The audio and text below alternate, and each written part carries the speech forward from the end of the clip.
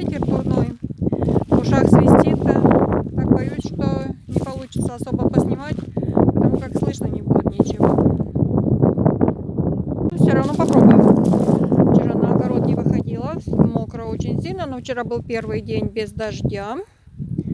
Мы вчера решили закрыть грибной сезон. То есть мы хотели, конечно, опять найти, но в итоге получилось разве что закрыть грибной сезон, потому что опять видели несколько штук, и те уже совсем даже переросшие и неопознаваемые.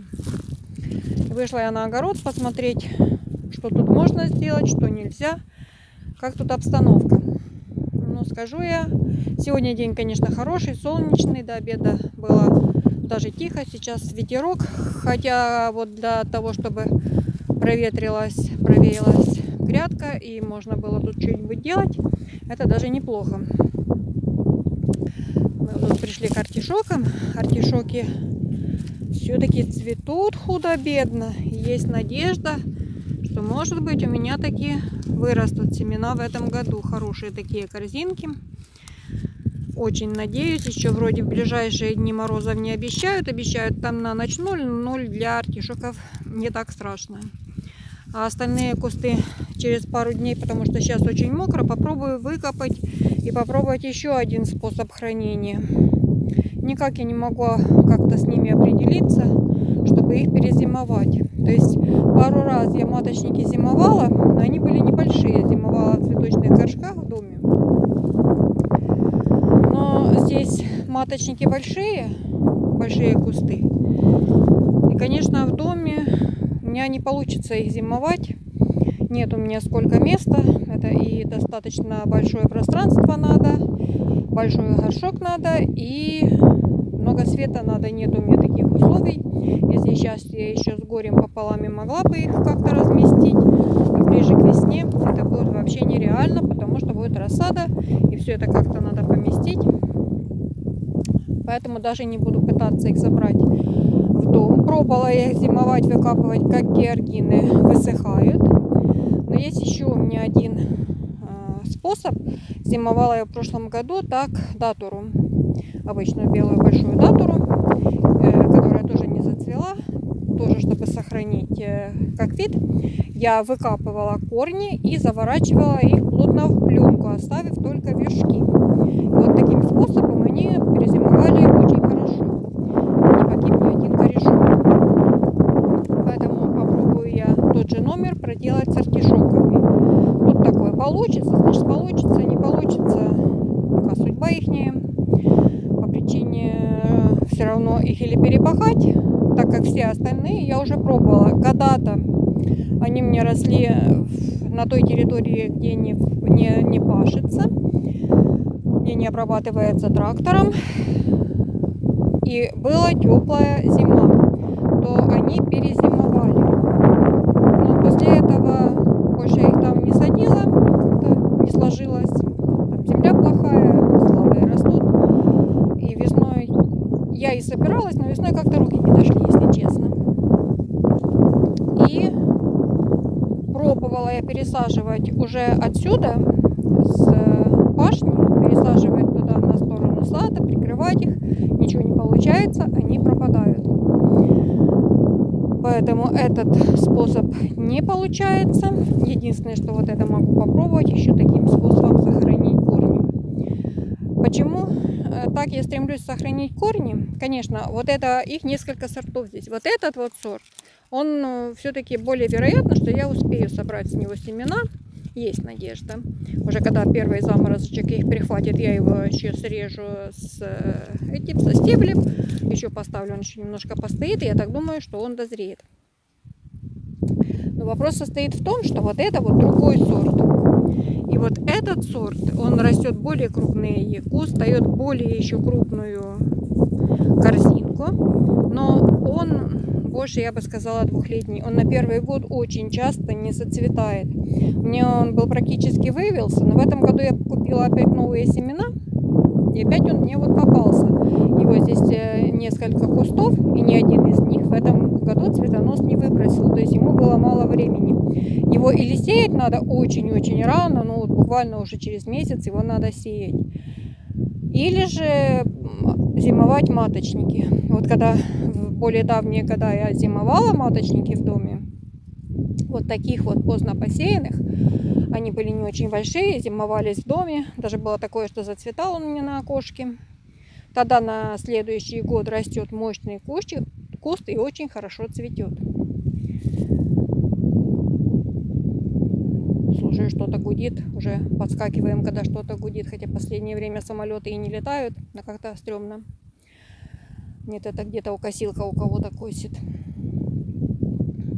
И пройдемся сейчас еще по огороду. Посмотрим, что тут у нас. Муж сегодня выходил, говорил, вывез часть стеблей табака, потому что они крайне плохо и крайне долго перепревают. Негде их складывать на огороде. Вот у меня тут остатки цинии лежат. Повсходила какая-то трава, очень мокрая. Я сейчас иду, ноги прямо проседает земля под ногами. Еще ничего тут делать особо-то нельзя. Вот аккуратненько, может, тут вывозил по соседской пустой грядке. Выносил с огорода на тачку и вывозил. А вот лежит еще табак. И вот эти вот толстые, жирные стебли, они очень крайне долго перепревают, перегнивают, очень мешают на огороде.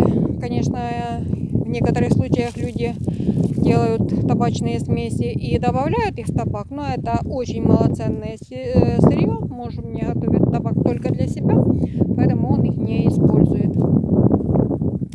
Что у нас тут еще есть? Заморозков еще не было, и вот после последнего небольшого приморозка вообще тепло все время. Диморфотега у меня тут отцветает даже еще, хотя она, когда холодно, прекращает цвести. Но вот потеплело сейчас, и вот цветочки тут цветут. И кусты такие зеленые, хорошие. Ну, ее мы скосим, а вон сейчас пройдем, там цветет вообще целой плантацией. Вот там он. Там много цветов цветет. Это тут уже она посеялась поздно, сама по себе выросла. А вот здесь вот я ее сеяла. Вот такие вот красивые цветочечки цветут. Долго в этом году цветы цветут. Ее мы скосим и ее отправим в компостную кучу. Также вот здесь вот муж сегодня порубил капусту. Это та, которую уже срезали, или та, у которых надежды, что вырастет что-либо на ней пристойное, уже не было. Вот ее вырезали и порубили. Будет она здесь перетрухать на удобрение. Здесь... Да, ветер такой, что ничего не слышно. Здесь еще немножко есть такие вот небольшие качанчики. Остались, основной урожай я ее уже собрала. Ну, такие уже потуже становятся. Еще что-нибудь дорастет немножко. Ну, это уже вот такую вот капусту я обычно убираю. Или уже когда хороший заморозок приходит, что подмерзать начинает. Или уже так, когда трактор вот-вот подъедет, а я быстренько вперед трактора все остатки эти подгребаю. Еще у меня тут есть на осень вырос наконец-то. Я его тут даже не сеяла, там где сеяла он не вырос почему-то. Зато тут, где в прошлом году рос, прям такой замечательный вырос. Просверник. Такая вот трава. Вот это сейчас я покажу листочки. Он такие вот. Такие очень красивые листочки. Это лекарственное растение и растение съедобное.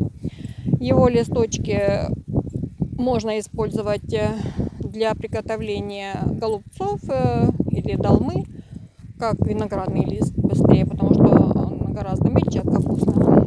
Как виноградный. Можно добавлять в супы, можно тушить как шпинат. Добавляю я его в борщ понемножку.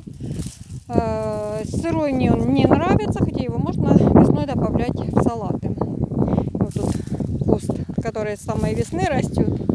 Вот он уже улегся маленько. Из него семена у меня будут. Не подниму показать, какой он уже выше меня.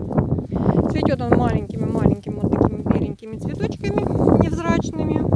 Но имеет очень красивую вот такую вот ажурную листву. Кустик очень красивый, ажурный. Может быть использовано как декоративное растение. Еще у меня есть вот такая вот осенняя красота. Это декоративно-лиственная капуста. вот такие вот. Они разные бывают, но немного в этом году выросло. Как и любая капуста, она в рассаде несколько вредная. Очень светлолюбивая и сильно болеет черной ножкой. Вот это даже еще не набрала красоту. Вот это вот интересная такая, беленькая. И вот эти вот декоративные лиственные сорта такие вот, которые дают такую красивую розу цветов. Кроме этого, они съедобные. Их тоже можно использовать как оберточный лист для голубцов, но он немножко жестковатый. И можно, в основном используется они как украшение, очень красиво они смотрятся. И можно использовать для супов, но опять-таки лист немножко жестковатый. Вот только вот эти вот молоденькие, вот эти листья неплохие, а вот эти они уже будут несколько жестковатые. Хотя вот эта вот поздняя зимняя капуста, она уже неплохая. Поэтому ее можно есть, она съедобная, но больше это все-таки украшение.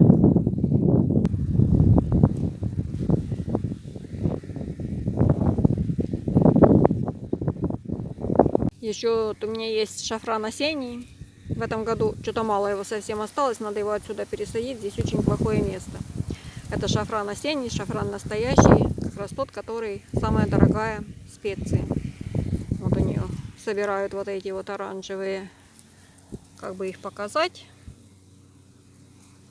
Но, в общем, не очень много чего там собирать. Это крокус осенний, зацветает очень поздно.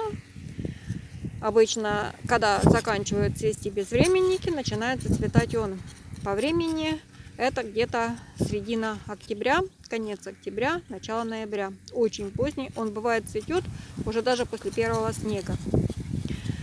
На сегодня все. Хватит издеваться над вашими ушами с этим ветром ненормальным. Заходите на мой канал, смотрите другие мои видео. Я буду рада видеть вас среди своих подписчиков.